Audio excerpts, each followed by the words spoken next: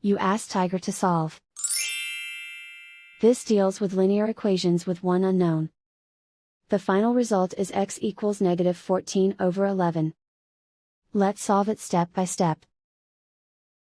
Simplify the expression. Expand the parentheses.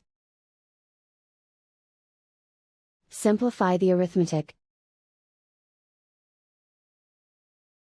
Group all x terms on the left side of the equation. Subtract 9x from both sides. Group like terms. Simplify the arithmetic.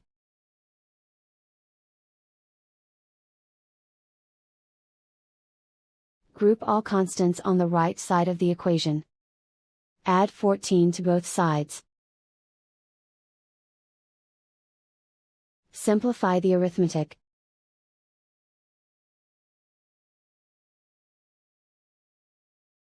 Isolate the x. Divide both sides by -11. Cancel out the negatives.